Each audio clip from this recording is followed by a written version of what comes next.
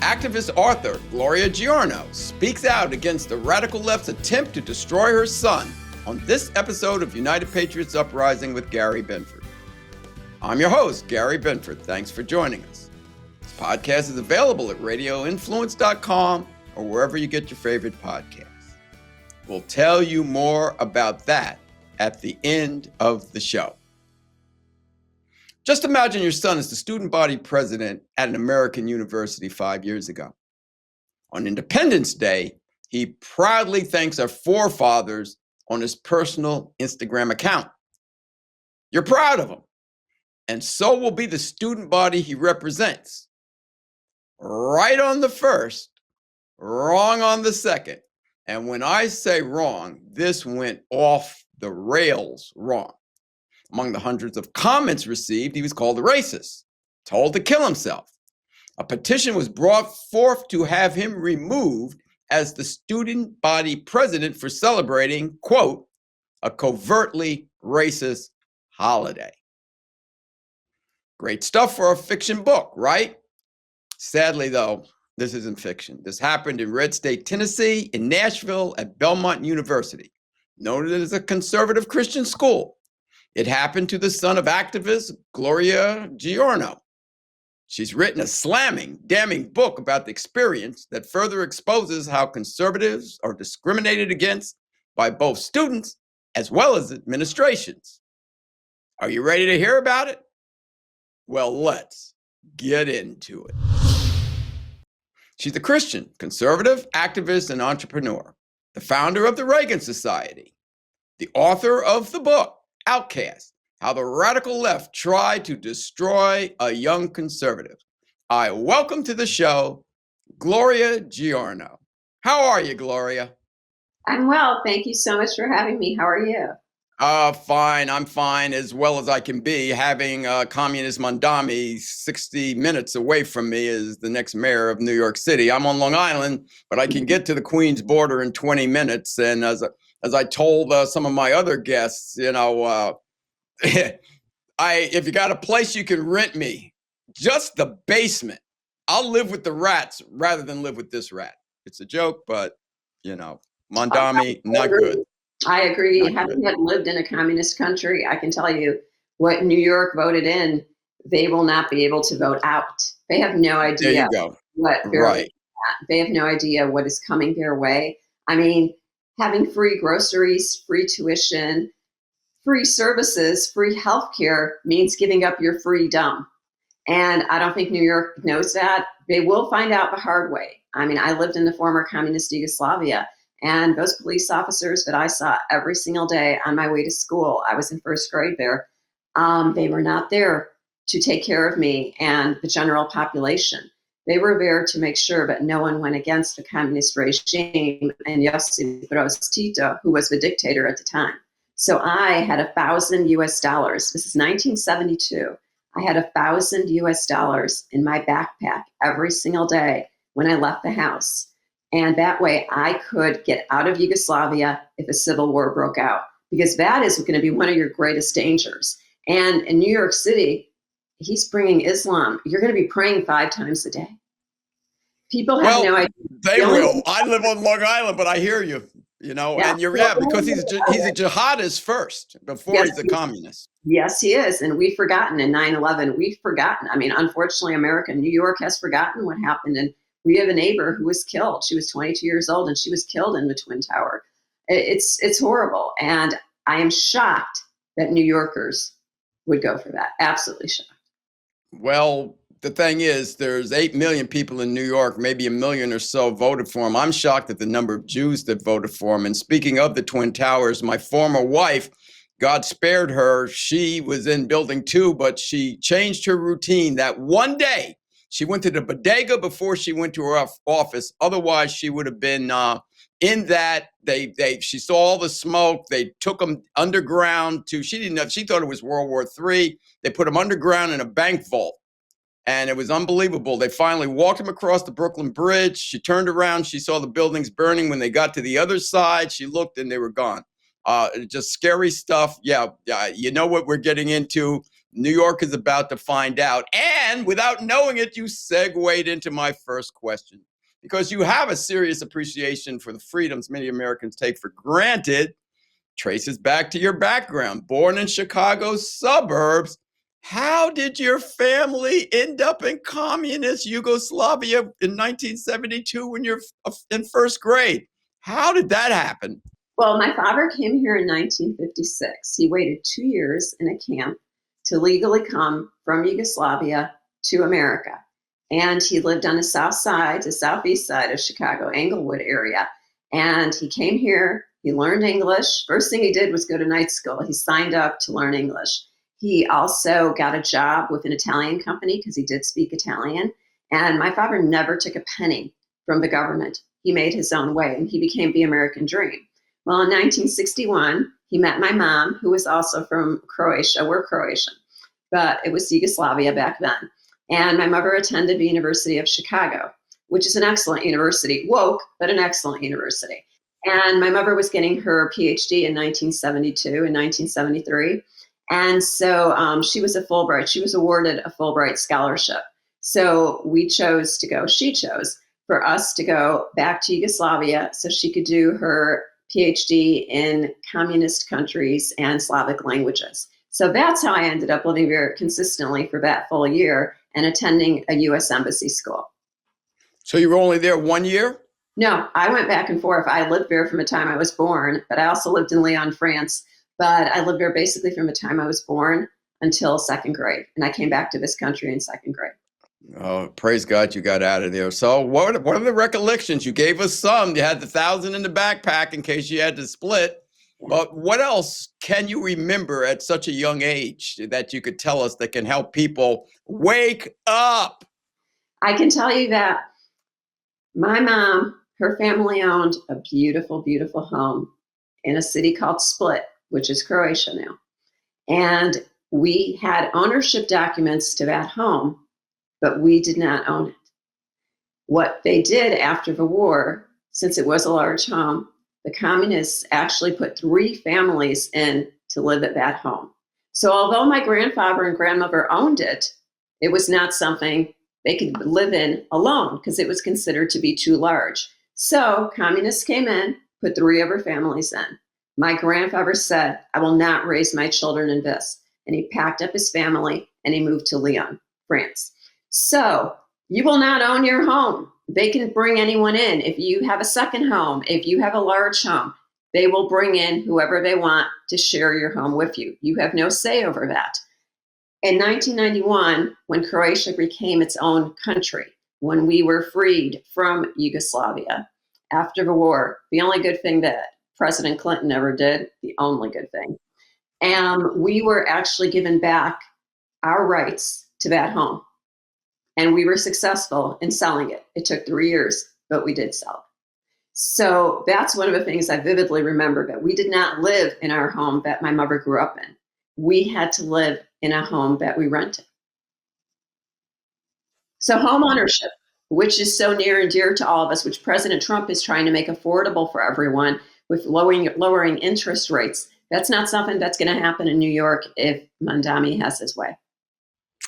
Yeah, well, I think Mamdani is a blessing from God. As a Christian, born again, you're a Christian. As born again, I put things in God's hands. And I think with the midterms coming up, God has given the whole country a blessing to see. You want to go down this communist rabbit hole? Well, let me show you what it'll look like in the biggest, brightest, the city that everybody knows. It's about when I was in college, the kids in Ohio used to say, New York, New York. It's so nice. They named it twice. Well, it's not so nice anymore, but we're about to find out, just like you say, and hopefully this will stop everybody from not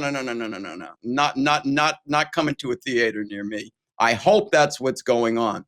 I hope, but my opinion is still, I do think that young people, when I see that, 79% of young women ages, 18 to 35 voted for Mamdani, that is a shocking number to me. That is so high. And I'm wondering, what did they base it on? Did they base it on? I can tell you what they based it on. They based it on 3 things. like you and I, as ardent followers, as ardent supporters of President Trump, we understand who he is and what he does and what he's about. Here in this area, there are no Republicans. In other words, the Republicans in New York are 18%. Okay. And we're talking about amongst 8 million people. There are no Republicans. So Curtis Sliwa was not in the picture. We tried to get him in there, but he wasn't in the picture because people would say, what do you want me to do? Vote for a Republican? They already know who Cuomo is. And this guy, all he did was smile, and his whole thing was the Saul Alinsky Obama thing. Speaking of Saul Alinsky, from your neighborhood, but the whole thing was the Saul Alinsky Obama thing about change. It's time for change. It's time for change. It's time for change. But he never said what the change was. We know what the change is, but now people are about to find out. And he has the smile, and no matter what you said, you can call him a piece of crap. You just smile. Yeah. But see, that's the issue I have. People are looking for change, but are women that naive in that age category that they're actually not looking to see what their candidate wants to change? I don't want to think of women like that. I mean, I'm very active with the NFRW. I am a vice president for the state of Illinois. So I don't want women to be in that mindset. I don't want them to go to mainstream media. I don't want them to read their phones and TikTok. I actually want them to do their homework and investigate who it is they're voting for. Because until they do, we will never be able to keep a free America. Never. I mean, the midterms worry me greatly. I don't know about you, but the midterms worry me greatly because if we're so easily fooled in New York City, where we have intelligent women, if they're so easily fooled just because they hear change, what's going to happen for the midterms? Well, and often Seattle just elected a communist mayor, but this is why we need organizations like yours, like United Women's Foundation. You got to remember something. For the past 50 years or more, the communists, the Marxists, socialists have taken over academia. So capitalism has been phased out, and they did something very, very clever. They end up linking slavery from back in the 1800s, slavery to basically saying, okay, the founding fathers had slave owners, so the heck with them. And they tried to show that capitalism is just about rich white men. And if you notice, they've demonized white men, they've demonized the founding fathers, they've demonized Christianity, they've demonized Western civilization. And what do they want to put in its place? Socialism. So all what these kids know in college, going back at least 30 years, all they know is capitalism bad. So let's try something else. And that's the problem. And that's why your organization is so important. And that's actually what Stevie ran into. So let's get into Stevie. The name of the book is Outcast: How the Radical Left Tried to Destroy a Young Conservative, written by Gloria Giorno with her son. And what kind of stunned me, as I told you before we started the interview, I went to Ohio University and we played Belmont in basketball 3 times in the last 5 years, haven't fared too well. What I know about Belmont, it's in Nashville, it's supposed to be a Christian school. And I was actually stunned to find out about your book from the standpoint of how did Stevie A even get elected student body president in the first place? Didn't they know what he thought? And then they went after him in a variety of vicious ways. Please give us the details. And people who haven't heard this, you are about to get your socks knocked off because you're not going to believe what they went after him over. It's extremely interesting. I will tell you how he got elected first. Yes, he has a LinkedIn page. My son has worked for Senator Marsha Blackburn since he was in high school. He was 17. You know what he is. He's a conservative Republican, right? So he was endorsed. He ran for student body president for 2020. He was endorsed by college Democrats and college Republicans on Belmont's campus. So what does that tell you? That tells you that they found him to be likable and they did feel that he would do a good job leading the school. Being student body president is not it's not a partisan position. It is a position to help students get ahead if they need something at their university.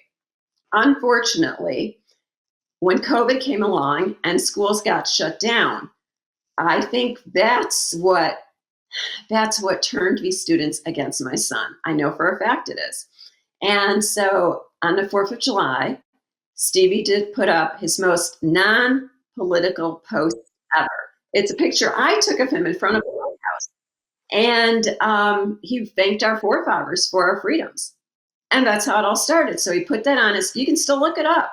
It's a public Instagram post on his personal account. And well, 300 comments, go kill yourself, you're a terrible person. The next day, a change.org petition. That change.org petition labeled my son a racist because he was celebrating a covertly racist holiday. So the 4th of July is not a day that we all celebrate as being Americans. The 4th of July was transposed during COVID as a covertly racist holiday. And the school went along with it. The school agreed with it. Shocking. What they do? Okay. Nothing. They did nothing. I called the school. They did nothing. Right. So the threats weren't carried out. It didn't get much deeper than just get out. Actually, my son had to be escorted. The threats were not just get out. The threats were, That's why we're going to kill you. If we see you, it's on site. I learned some new English. On site means they're going to beat you up if they see you. And it was by text. It was his fraternity. It was everything. So our son ultimately had to be escorted by a police officer when he was on Belmont's campus, and he was unable to park his vehicle anywhere near there. So basically, administration, my son followed the handbook to the letter. He distributed everything, every threat, every fake comment that was sent to him, he turned into administration. And I called the president of the school. That at that time it was Bob Fisher, who's no longer a president. But he had an attorney call me to ask me if I was going to be suing Belmont. I'm not sure what I'd be suing Belmont over. They had nothing to do with the students. The only problem I had is, what are you going to do to keep my son safe? That is my utmost priority. They had no idea. So finally, we did get a police officer from Belmont's campus to escort him from class to class. So they were going back in person on September 27th. They did urge Stevie to not go back. Hell hath no fury. My son is not staying home. My son is going to be there in class. Yeah, you can mask him up, but he's still going to be there in class. And so this officer escorted him from class to class. And this went on for the duration. And Stevie was supposed to be, when he was sworn in, he was to be an integral part of the debate, which was the last debate, as you know, President Trump and Joe Biden. And my son was taken out of that debate because of his conservative views.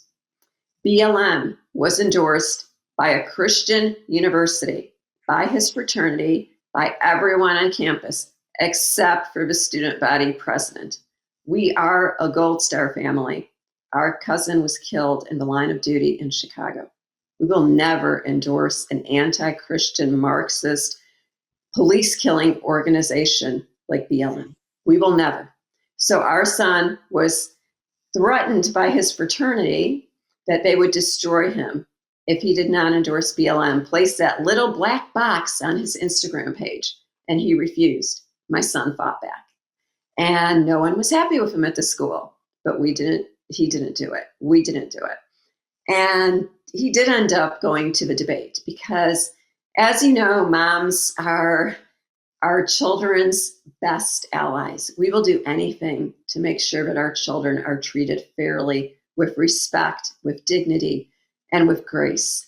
And I did make sure. You'll have to read the book for that. But right. What the school did, my son was at that debate, and he was there with Senator Bill Hagerty as well. So I'm very proud of our son. I mean, our son fought back. It was a crazy, horrible, difficult time. We did make him the offer of going to another school, waiting till things got better, not attending classes, but he did not back down. He never backed down, and he never will. We are just not that type of people. And God was with us. I mean, I do believe I'm a woman of great faith. God was with us. Did he graduate, or did he stay and finish, or did he eventually leave? Would you just tell him that? We won't give the book away.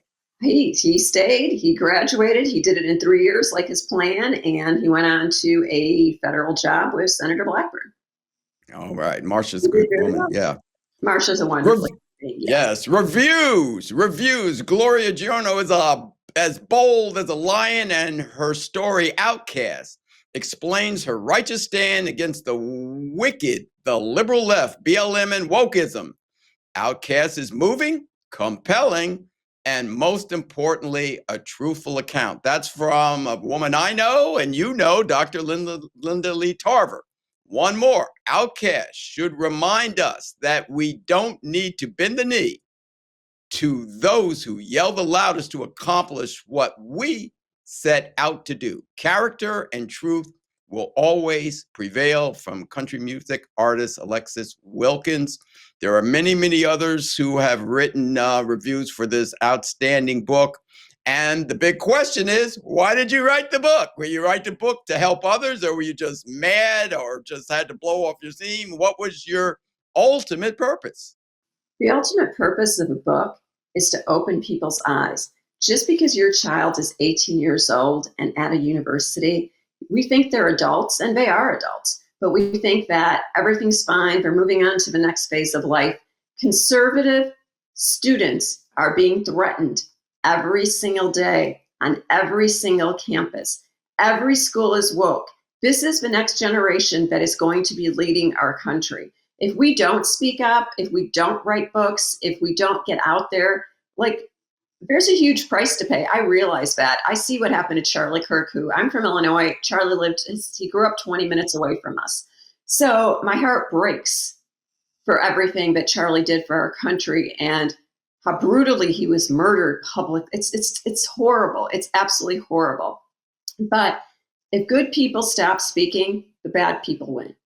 And we will never, I mean, fortunately, we live in Tennessee, so it's a one-party consent state, so we were able to record everything. So everything in the book is transcribed. Everything in there, the pictures, everything is factual, and no one can sue us. So that's the good part of it. And my son was not interested in getting any money out of this.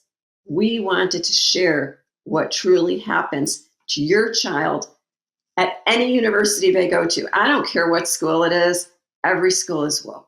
My mother was a college professor, a PhD, tenured professor for 30 years. No one ever knew her politics. Now, every school, every classroom you walk into at any grade level, you know exactly what that teacher is. And it is so unfair that our teachers are not teaching, they are indoctrinating every school in the country.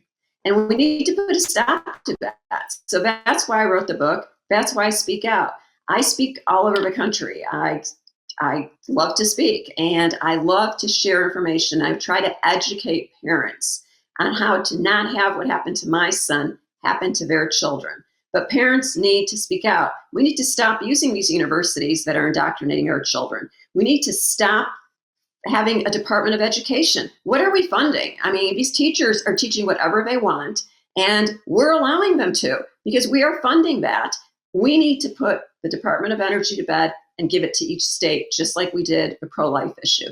We need to allow states to fund their educational policies because I personally don't believe in what is being taught at schools. So why am I funding, for example, Illinois, my home state? Why am I having to fund them as well?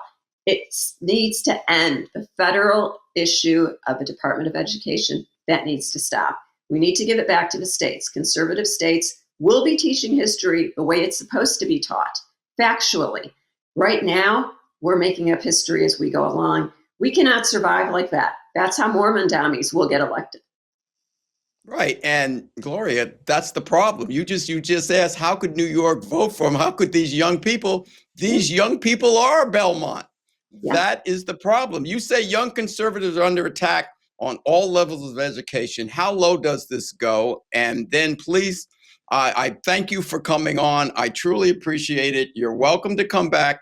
But after you answer this question, please tell people how they can reach you to get your book and anything else you'd like to promote.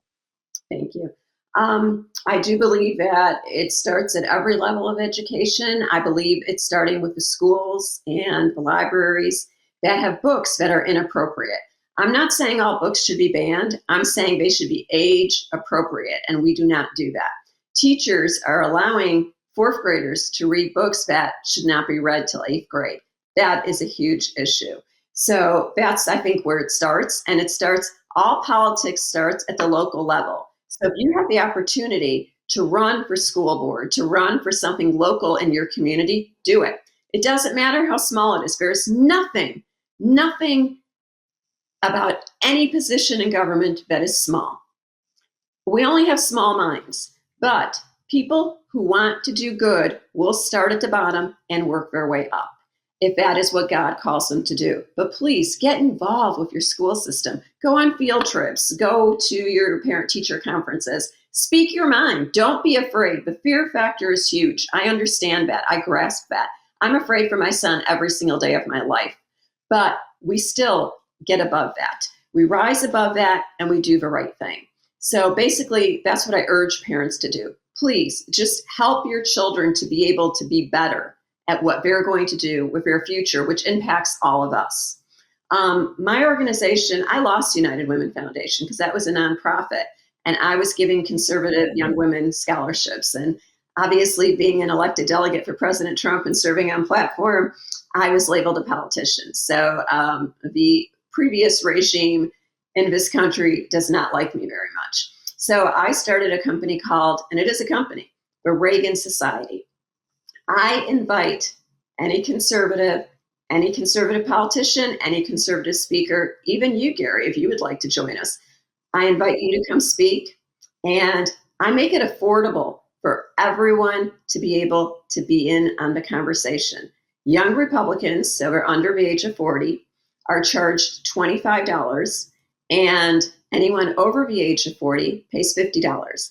I actually launched my club with Border Czar Tom Homan.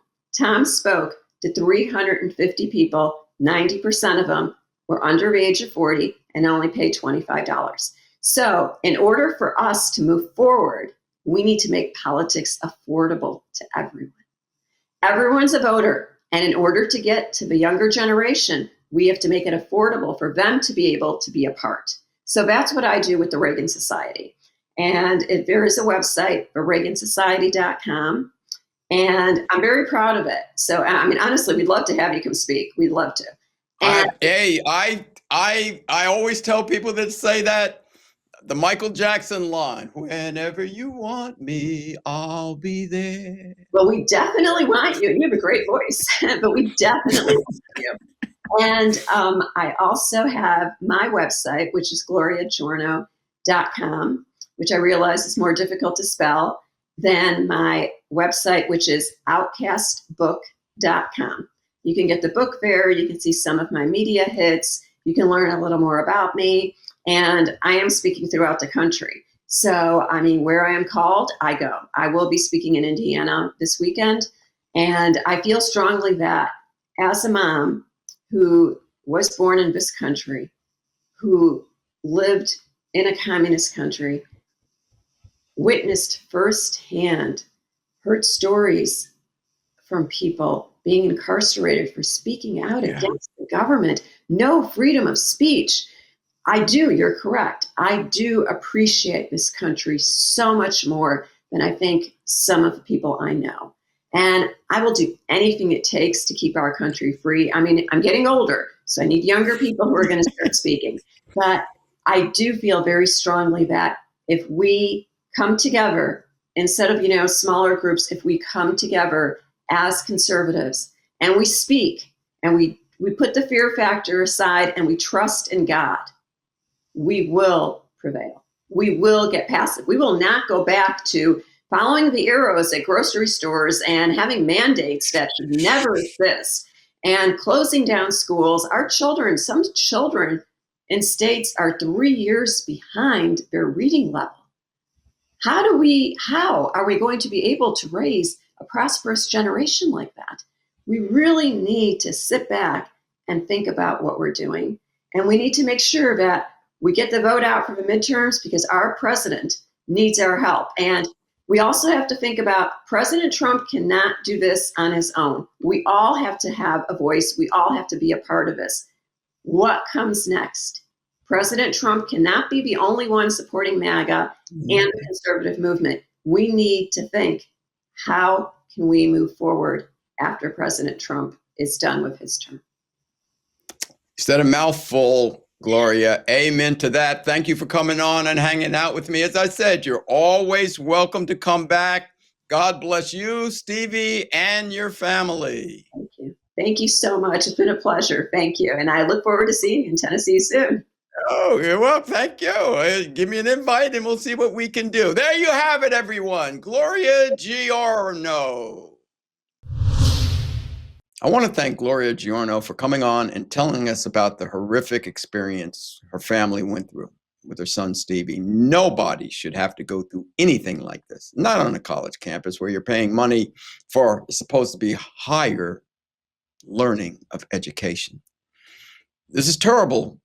Threats are going on all over the place. And if you notice, it only seems to be left threatening right. This is not good. It has to stop. But I really, really thank Gloria for standing up for truth, for freedom, for liberty, and for her son. This is a story that needed to be told because I don't think enough Americans realize how prevalent this is. Not just on college campuses, but in workplaces and in the streets and all over. We're in a war here, folks. We're in a war of subversion, and we can't let them win this one. Because if we do, you're going to find yourself with a woke Marxist socialist society.